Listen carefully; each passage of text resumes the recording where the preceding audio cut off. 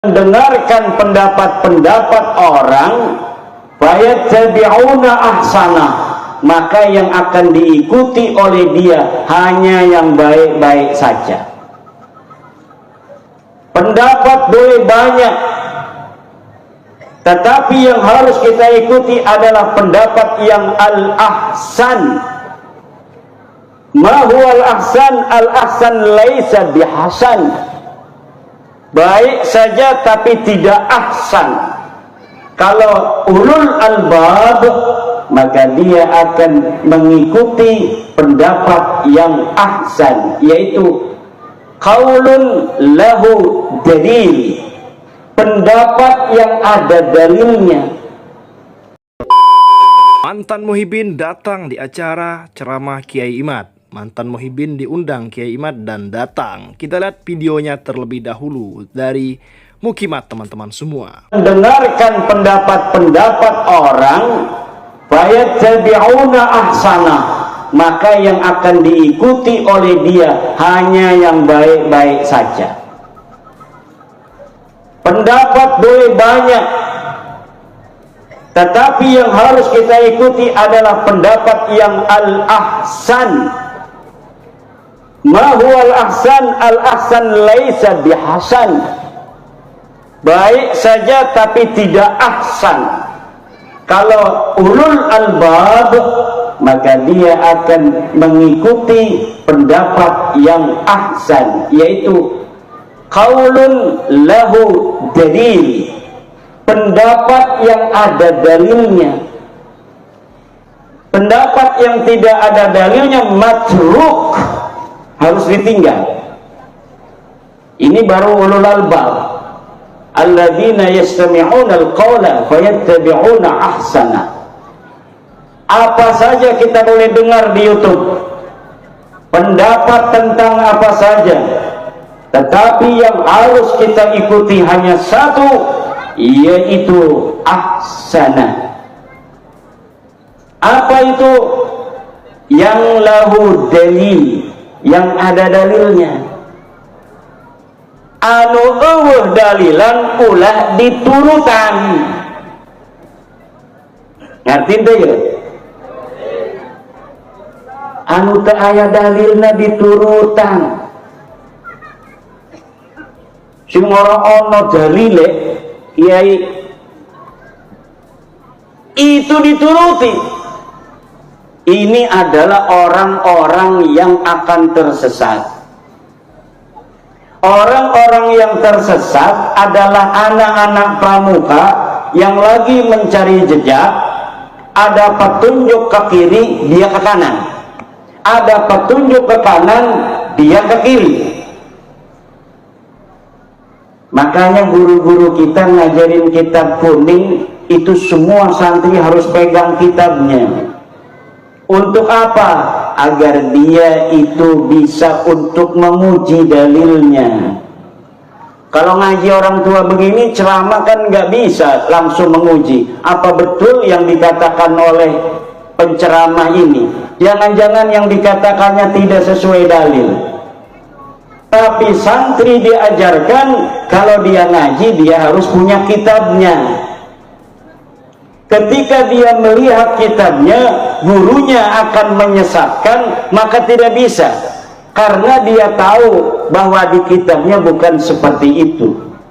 Begini juga tentang segala hal yang dari masa lalu diyakini sebuah kebenaran. Ketika dalil itu telah nyata, maka yang tidak punya dalil harus ditinggalkan.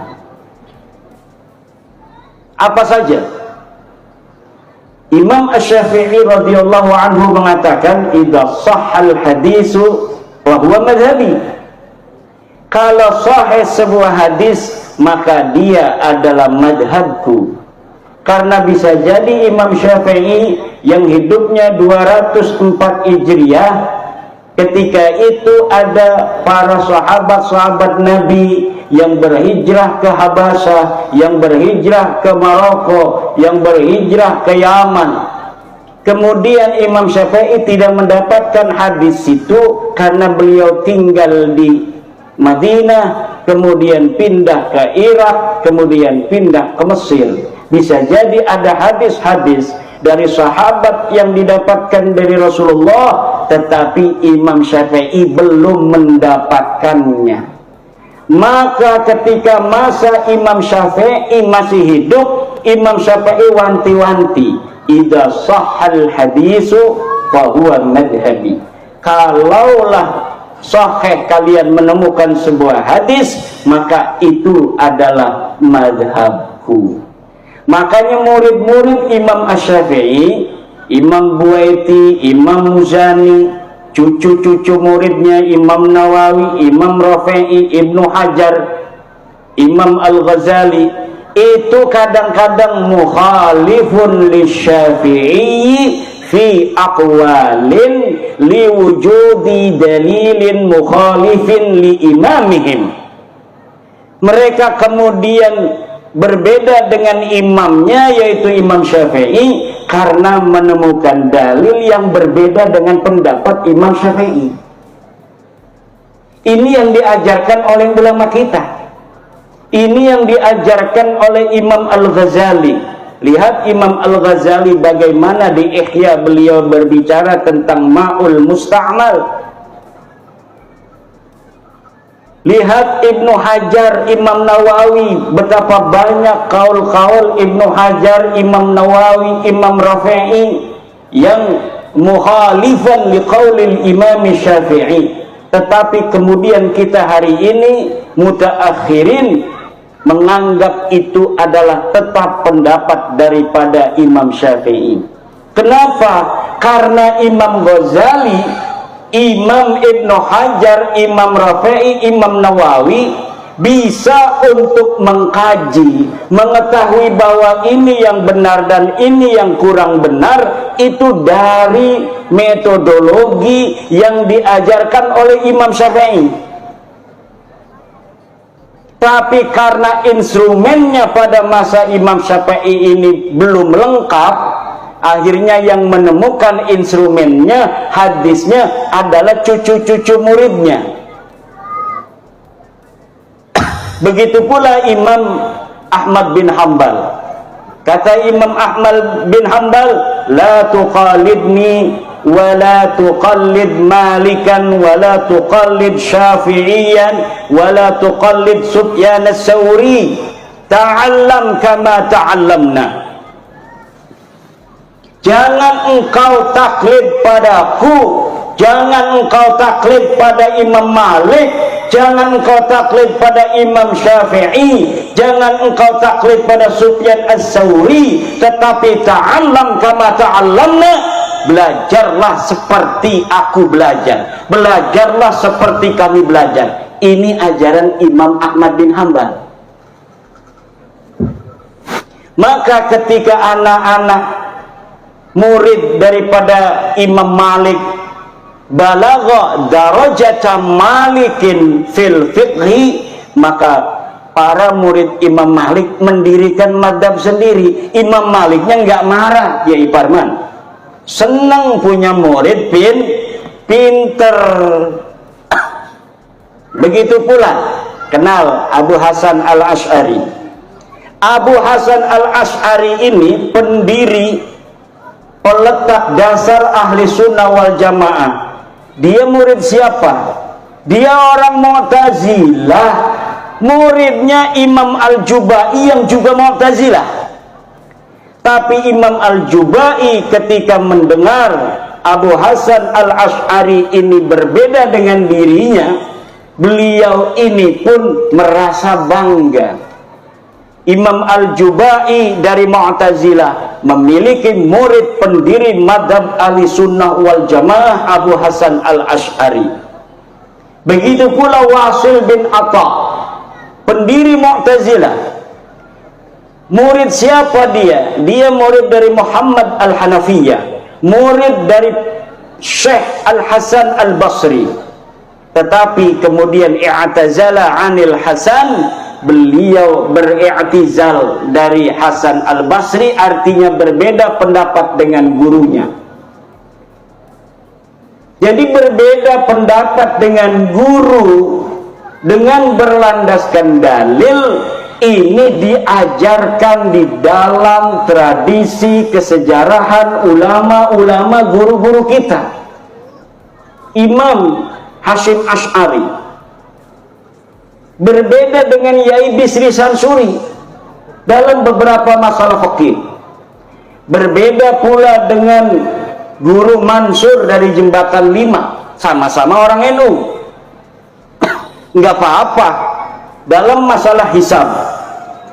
Kemudian dengan Yai Mas Kumambang berbeda dalam masalah tong-tong.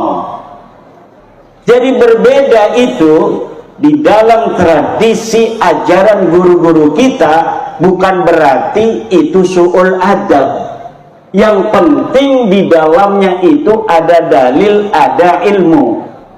Maka saya mengarang sebuah syair sholawat tawasul untuk Wali Songo. Di bait yang terakhir saya katakan, ya Rabbi bil khalil iftah kulla talibina waj'alhumu khairan minna wa khairal umami.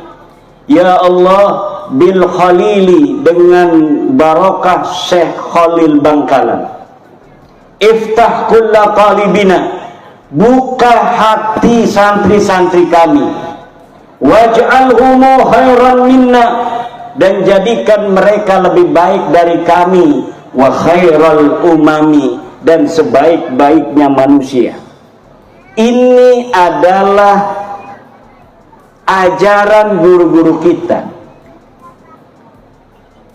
Dan sebenarnya bapak-bapak, sekarang ini kan ada orang-orang yang berpendapat berbeda dengan gurunya dalam masalah fikih misalnya.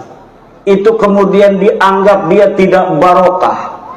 Kalau tidak barokah, harusnya Imam Syafi'i yang tidak barokah pertama kali karena berbeda dengan Imam Malik. Nanti Imam Syafi'i punya murid Ahmad bin Hambal, nggak mau ikut pendapatnya Imam Syafi'i. Imam Ahmad bin Hambal mendirikan pendapat madhabnya sendiri. Kalaulah tidak barokah, murid yang berbeda dengan gurunya, maka harusnya Imam Ahmad bin Hambal tidak barokah karena dia berbeda dengan Imam Asy-Syafi'i. Kalaulah Muhammad bin Ali Al-Hanafiyah, ini Muhammad ini Al-Hanafiyah, ini anaknya Sayyidina Ali, tapi dia tidak mau mengatakan dirinya Muhammad bin Ali bin Abi Thalib.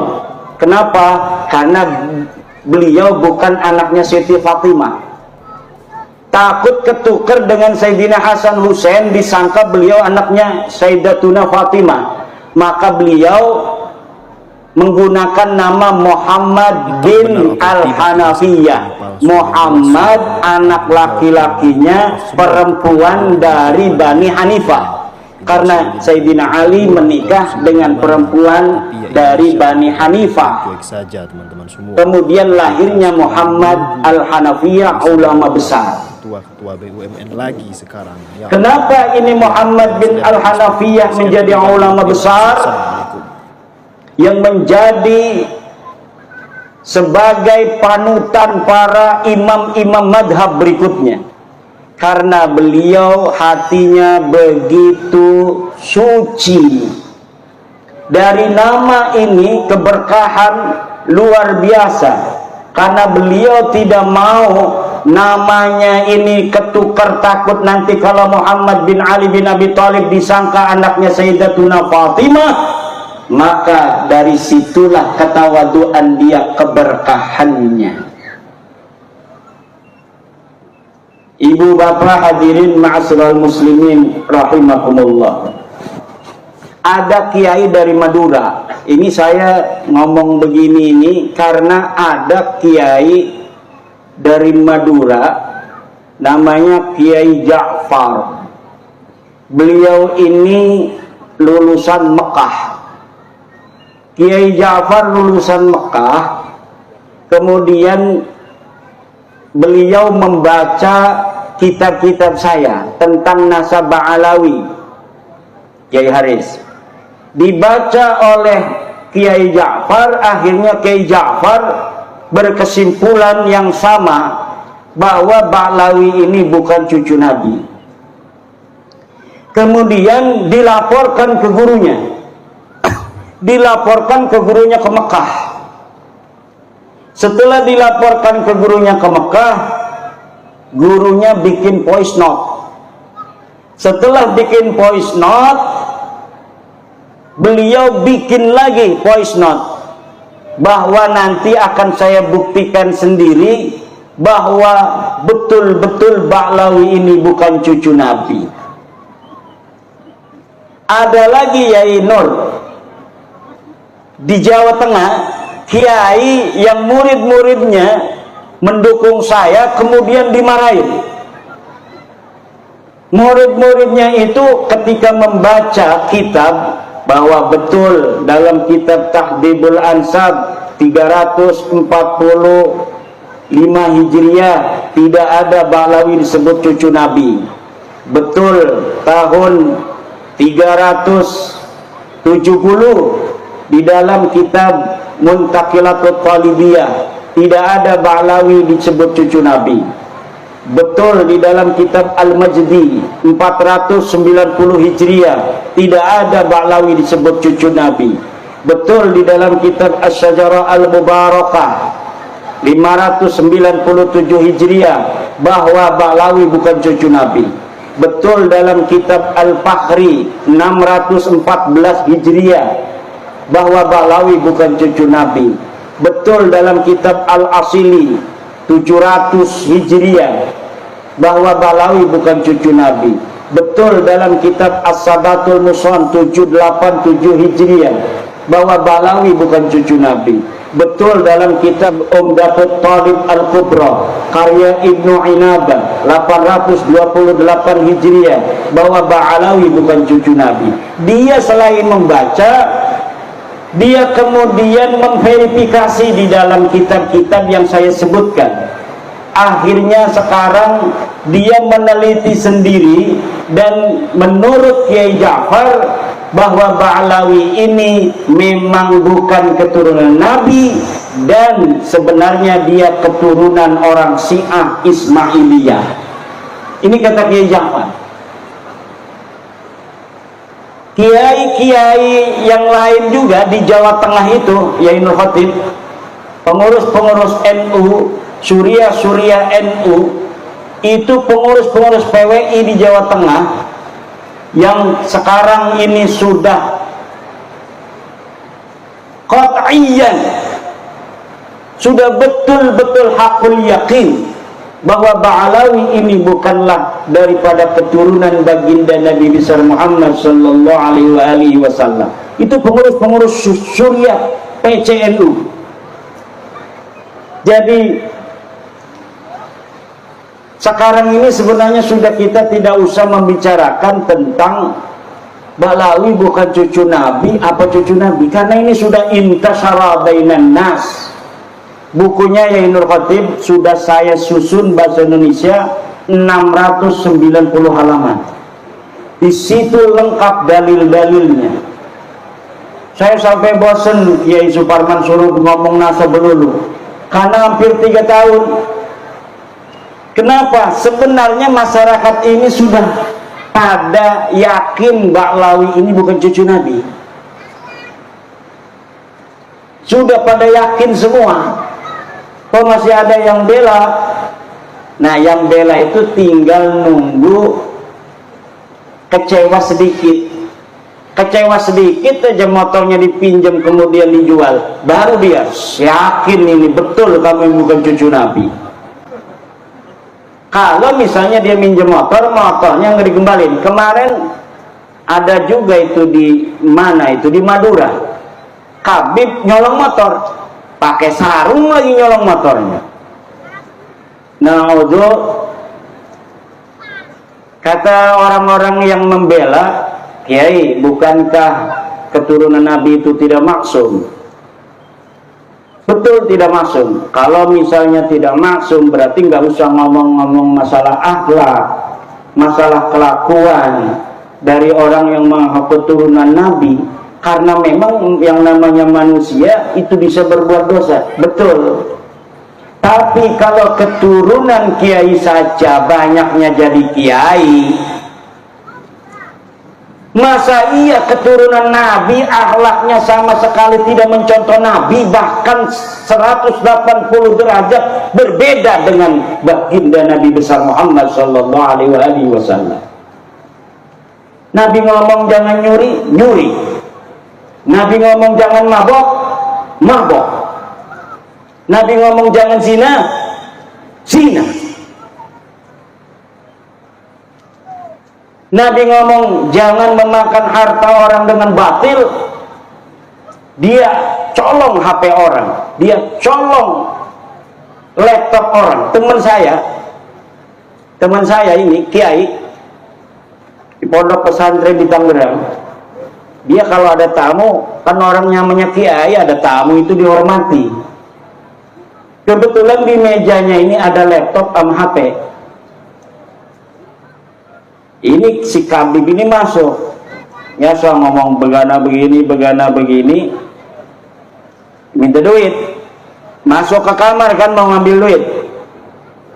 Pas masuk ke kamar, balik lagi ngasih amplop, ini laptop sama HP hilang, kayak Nur Samad.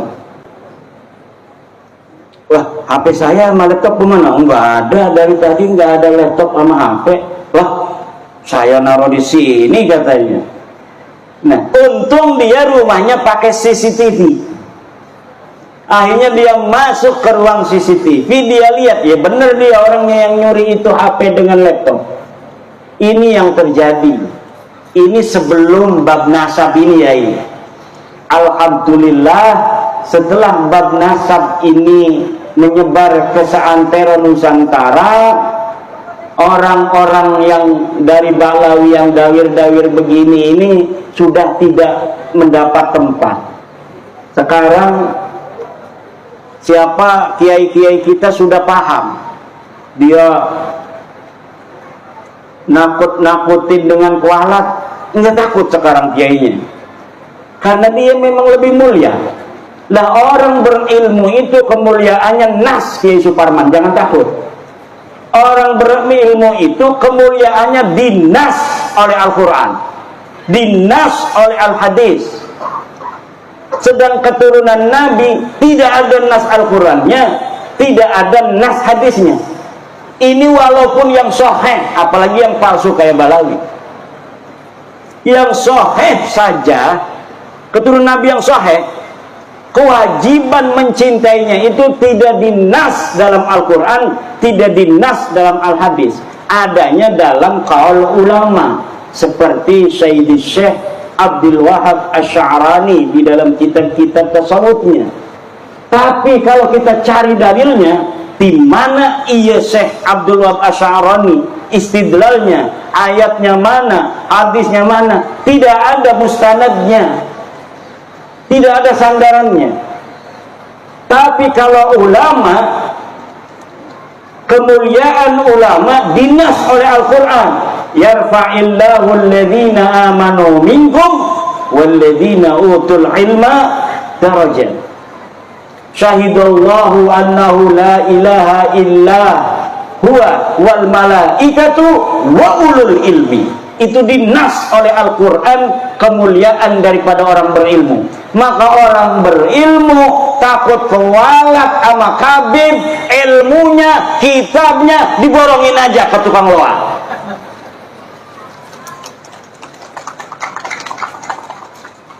Dia yang harus kewalat kepada kiai, dia yang harus kewalat kepada santri. Kenapa? Ya santri tahu sendiri Kiai Haris. Walaupun Kiai Haris tadi cerita diserneni melulu sama kiai, lah memang kiai begitu. Kiai itu memang begitu. Kadang marah melulu kiai itu. Saya punya guru itu tukang marah banyak. Yang tidak pernah marah juga banyak. Saya mondok di banyak pondok. Ini Kiai Mustafa ini teman satu pondok di pondok pesantren At-Thahiriyah. Kiainya marah melulu. Kiainya marah melulu. Mondoknya sama Buya Dimyati dengan Abuya Suhaimi dari Kronjo, Tangerang. Tiga-tiganya tukang marah semua, murid daripada Syekh Thohir Pelamunan. Jadi Syekh Thohir Pelamunan punya murid Abuya Demyati, Abuya Hasuri, Abuya Suhaimi. Bikin pondok tiga-tiganya, itu kalau sudah marah ya begitu.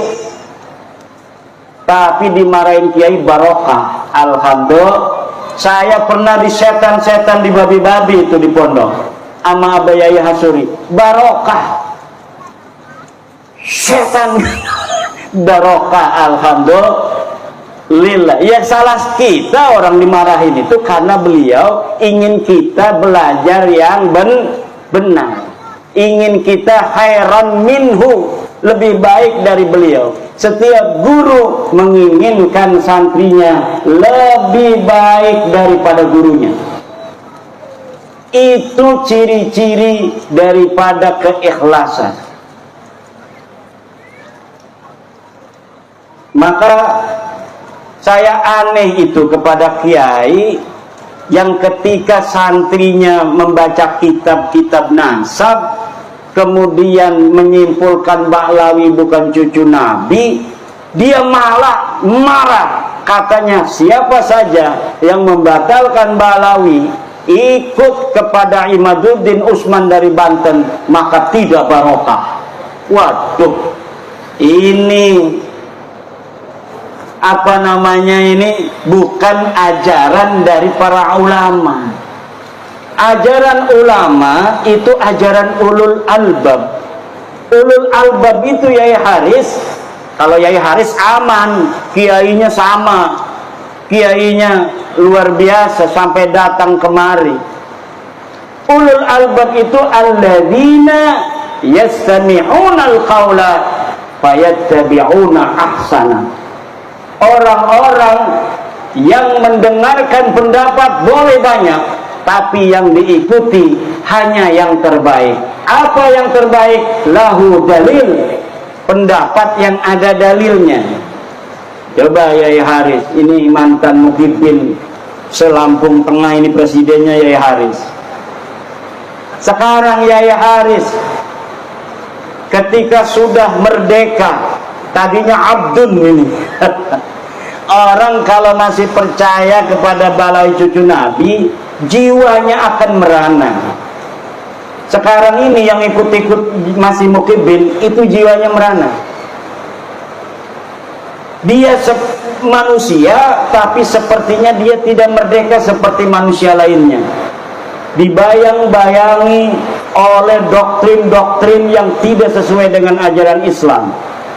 Bahwa walaupun kamu sholat, kata Taufik Segaf, kamu puasa, kalau tidak ikut ajaran habaib, maka itu tidak akan diterima. Nah, ini dari mana itu ajaran itu? Tidak ada ajarannya apa? Bahwa santri-santri, kalau kamu sudah pinter, jangan merasa kamu lebih mulia dari Habib. Enggak ada ajarannya. Tidak ada ajaran dalam Islam manusia lebih mulia dari orang lain berdasarkan karena keturunan. Tidak ada. Bu, tidak ada manusia lebih mulia dari orang lain berdasar keturunan dalam ajaran Islam. Dalam ajaran Islam,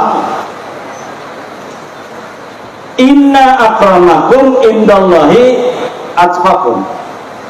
Sesungguhnya yang paling mulia adalah orang yang paling bertakwa. Nih, dari kiai-kiai ini salat rawatibnya kan ada yang qabliyah asar 2 rakaat, ada yang 4. Nah, yang 4 ini yang akram karena dia lebih banyak pekerjaannya. Kalau misalnya ada yang tahajud 3 rakaat dengan witir, ada lagi yang tahajud 100 rakaat. Kan gak ada yang tahu ini. Yang sholat tahajud 3 rakaat nggak ngomong-ngomong sama orang, yang tahajud 100 rakaat juga nggak ngomong-ngomong, tapi yang tahu itu kan Allah. Yang tahu semuanya Allah. Maka siapa yang lebih mulia di dalam pandangan Allah? Orang yang tahajudnya 100 rakaat. Kenapa? Karena aksaruhum amalan, lebih banyak amalnya. Siapa orang yang amalnya lebih banyak, maka sawabnya juga aksar, sawabnya lebih banyak juga. Nah, sekarang ini kita sedang memerdekakan PWI ini, Kiai Haris, Lampung Tengah bagian timur. Kita sedang memerdekakan orang-orang yang masih jadi budak. Nah, sama budak itu jangan keras. Bil mau'idotil hasanah. Kalau ada yang mau berdebat, wajadilhum billati hiya ahsan. Saya itu kalau berdebat dengan orang, ya tidak pernah marah-marah. Pernah sekali dengan Gus Fahrur. Gus Fahrur yang ketua PBNU itu, karena apa, udah kesel itu. Namanya manusia, kesabaran itu kan ada batasnya. Wah, langsung dimarahin itu kita berdua. Katanya orang-orang NU debat di depan orang, marah-marahan begitu. Ya itu sendiri tudulan. Ya kalau ketemu di PBNU mah ya biasa. Ya salam-salaman. Itu mah karena lagi kesel aja. Ibu bapak hadirin ma'asyiral muslimin rahimakumullah. Saya ini agak ngeliang ini Kiai. Dari Banten datang jam 4, langsung sebentar di hotel-hotelan di Bandar Lampung dengan Kiai Suparman, langsung ke sini. Lumayan juga 2 jam ya, 2 jam ke sini. Insya Allah kita akan sampai subuh sambil nungguin hujan ini berhenti. Siap? Sebenarnya sekarang ini ya Parman, saya senangnya dialog. Nah kalau dialog kan siapa tahu ada Habib yang datang, dia ingin apa juga mengetahui atau ingin bertanya tentang dalil-dalilnya. Karena semua dalil-dalil sekarang, framing-framing yang ada di media itu tidak ada dalilnya lagi. Saya kalau misalnya masih ada yang dirasa bahwa ini masih ada dalil, itu saya menulis. Tapi ini hanya framing-framing saja. Ada Roma Irama nangis sama Habib di framing, Roma Irama tobat. Roma Irama itu memang beliau itu wataknya begitu, itu watak orang Banten. Beliau ini kan masih keturunan Sultan Agung Tirtayasa. Orangnya kalau ditantang galak, tapi kalau dilembutin nangis. Itu ciri-ciri keturunan Sultan Banten. Jadi kalau ditantang-tantang ya makin galak. Tapi kalau misalnya tersentuh hatinya, jangankan lagi masalah yang besar, masalah kecil aja ngobrol begini ini bisa nangis kalau orang Banten. Ini kalau umpamanya lebaran itu ya enggak salah-salah banget rasanya kemarin, tapi nangis semua kalau kita salaman itu sama keluarga. Ada sepupu saya kalau jadi imam ngegerung-gerung, kalau ngobrol tersentuh sedikit ngobrol langsung nangis. Kemarin itu Roma itu Raja Dangdut terharu, dia diundang oleh LDNU.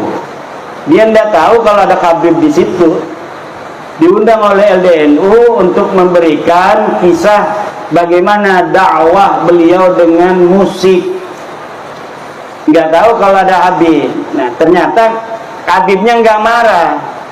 Kan Roma Irama itu setelah beliau mengundang saya dicaci maki oleh Habib-Habib. Kata Roma Irama, saya tidak percaya ente itu cucu Nabi, tapi bukan memutuskan persahabatan.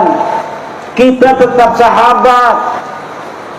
Beliau ini sahabatnya Rizik Syihab.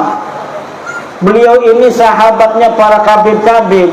Saya hanya tidak percaya kamu cucu Nabi saja. Kalau berteman kita biasa. Wong namanya mengakui cucu Nabi atau bukan itu bukan rukun iman kok. Saya hanya tidak percaya kamu cucu Nabi, tapi kita tetap bersahabat. Tetapi Rizik Syihab nggak mau, malah mencaci maki. Bahar Smith malah mencaci maki. Nah, ketika ada Habib itu di PBNU yang hadir, baik sekali adabnya, terharu itu. Bang Haji Roma Irama terharu nangis karena beliau, saya kan pernah beberapa kali ngobrol. Ya kadang-kadang ngobrol sama saya nangis juga. Ngambil tisu. Ya begitu orang yang berhati lembut. Orang berhati lembut itu gampang tersentuh hatinya. Makanya Bang Haji Roma Irama itu maunya begitu. Saya batalkan nasab ente, tapi kita bersahabat. Yang biasanya minjemin marawis, ya kita minjeman lagi. Yang biasanya kita ngobrol, kita tetap ngobrol. Yang biasanya kita ini adalah kerja bareng, kita kerja bareng. Yang biasanya bisnis bareng, kita bisnis bareng. Yang udah kagol punya mantu Balawi, nggak apa-apa, jangan suruh cerai. Kita hanya tidak percaya mereka cucu Nabi. Bukan berarti kita memutuskan segalanya. Itu memang yang diungkapkan oleh Bang Haji Roma Irama. Cuma di framing. Coba lihat itu framingnya. Bang Haji bertobat. Dengerin apa yang diomongin Bang Haji, apa benar dia ngomong bahwa Balawi sekarang cucu Nabi? Tidak ada. Itu hanya framing-framing. Karena Bang Haji Roma Irama pengennya begitu. Saya batalin itu nasab ente bukan berarti kita bermusuhan, karena memang tidak ada dalilnya. Ente ngaku tahun 895 Hijriah, sebelumnya tidak ada. Sedangkan orang yang diaku itu hidupnya tahun 345 Hijriah. Nah, di dalam tahun 345 Hijriah sudah ada kitab nasab, keturunan Nabi dicatat semua, tapi ente nggak ada. Katanya ente turunan Ubed. Ubed nggak dicatat sebagai keturunan Nabi. 550 tahun. Di dalam kitab Silsilatul Alawiyah nggak dicatat. Di dalam kitab Tahdhibul Ansab tidak dicatat. Muntaqilatut Talibiyah tidak dicatat. Al-Majdi tidak dicatat. Itu semua di abad 5. Masuk ke abad 6 ada kitab karya Imam Al-Fahru Raji, Kiai Haris. Imam Al-Fahru Raji itu seorang ahli tafsir, ahli usul fikih. Kalau ada lafaz al-imam dimutlakkan dalam usul fikih, maka al-muradu al-imam ar-razi. Nah, beliau menulis kitab nasab. Beliau menulis kitab nasab namanya Asy-Syajarah Al-Mubarakah. Beliau menulis Ahmad bin Isa punya anaknya cuma 3, Muhammad, Ali, dan Husain. Tidak ada anak yang bernama Ubed. Itu tahun 597 Hijriah. Kemudian muridnya penulis kitab Al-Fahri itu wafat 614 Hijriah. Menulis juga tidak ada nama Ubed sebagai anak Ahmad bin Isa. Kemudian kitab Al-Asili, kemudian kitab As-Sabatul Musal, kemudian kitab Umdatul Talib Al-Kubra. Semuanya tidak ada yang nulis bahwa Habib ini putune Kanjeng Nabi. Tidak ada. Lah lamun wis mengkono niku premen kita arep dikon dipaksa-paksa ngakui. Wong kita wis ngedeleng kita belaka. Premen maning ukur urusan aneh. Apa kita harus berbohong gitu demi kamu? Bahwa kamu cucu Nabi, walaupun kita nggak percaya kan nggak bisa. Jadi udah, kata saya, ini udah selesai bahwa ente bukan cucu Nabi. Tes DNA nega melenceng di Haris. Wong India, wong Kaukasus, bukan orang Arab, nggak ada keturunan Arab sama sekali jalur laki-lakinya itu, nggak ada. Maka sudah beres saja biasa. Ayo kita bareng-bareng lagi. Yang biasanya datang tuh ke rumah saya jual minyak wangi, silakan, saya bayarin 5.000. Yung minyak wangi 5.000 kok pengennya 500.000. Udah, ayo dagang. Kalau misalnya kita suka kepada barangnya, kita beli. Enggak, gara-gara ente balawi kita suka barangnya, enggak beli, enggak bakal. Ayo kayak orang-orang biasa lagi. Bahwa ente bukan cucu Nabi itu sudah hakul yakin. Tajalla tajalliyan zahiran bayyinan. Orang yang masih percaya itu dosa besar itu, Kiai Suparman itu. Premen orang dosa besar yang menisbatkan orang yang bukan cucu Nabi diomong cucu Nabi. Itu ida bi Rasulillah. Walladzina yuduna Rasulullah lahum adzabun alim. Orang yang menyakiti Rasulullah itu akan mendapatkan siksa yang besar. Bagaimana coba orang yang bukan cucunya Nabi berbuat zina, minum-minuman, narkoba dan sebagainya, sering itu sekali ada di berita. Kemudian kita masih meyakini mereka sebagai cucu Nabi. Lalamun umpamane sing di nisbatakan orang-orang soleh semua mah nggak banyak gitu, tapi orang soleh iku mungkin bohong, orang gede dosanya itu. Tapi kalau sudah ini yang dinisbatkan orang-orang yang tidak pantas akhlaknya begitu, na'udzubillah, ini lahum adzabun alim. Se-Indonesia bersaksi semua tukang dawir minta duit, udah terkenal sekali itu. Semua orang, kalau yang saya ketemui kiai-kiai ngomong, alhamdulillah Kiai Imad, gara-gara Kiai Imad sekarang tidak ada lagi yang keliling minta-minta, maksa-maksa minta duit. Itu hampir di setiap daerah. Sampai wakil Rais Am PBNU ketemu saya nggak mau sebut namanya, takut nanti dimarahin. Ketemu saya, Kiai Imad, setelah Kiai Imad ini nggak ada lagi tuh yang keliling-keliling ke rumah minta-minta duit katanya. Jadi yang didawir itu pengurus MWCNU, bukan hanya tingkat MWC, tingkat ranting, tingkat Suriah pun mereka berani dawir. Suriah, PBNU berani didawir sebelum bab nasab ini. Sampai-sampai itu Rais Suriah PWNU Jawa Tengah, Kiai Sodakoh, saya pernah lihat di YouTube-nya. Saya kangen nama Habib, katanya beberapa tahun ini nggak ke rumah-rumah saya. Saya pernah lihat YouTube-nya itu. Nah ini jadi bukan kiai-kiai kampung aja yang didawir Kiai Parman, sampai kiai PWNU, kiai PBNU itu juga kena dawir. Pertama saya untuk meneliti itu bukan karena dawir, karena memang saya itu tidak berada di daerah yang sering kena dawir.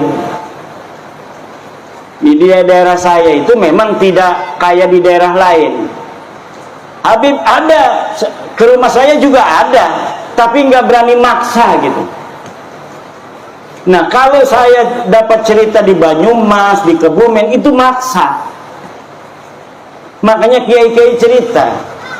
Nah saya itu meneliti nasab mereka bukan karena dawirnya, tapi karena kesombongan akhlaknya kepada kiai-kiai kampung, kepada kiai-kiai Nusantara. Ini yang membuat saya kemudian meneliti nasab mereka, dan ternyata sudah jelas bahwa mereka bukan keturunan baginda Nabi besar Muhammad sallallahu alaihi wasallam. Yai, Udah setengah 12 ke Bandar Lampung 2 jam. Besok kita ada acara lagi yang mau ikut dialog. Nah, kalau dialog itu nanti tanya jawab. Kalau tanya jawab enak kan? Ada, biasanya bukan hanya bertanya itu Kiai, ada yang curhat. Makanya nanti direkam itu yang curhat-curhat.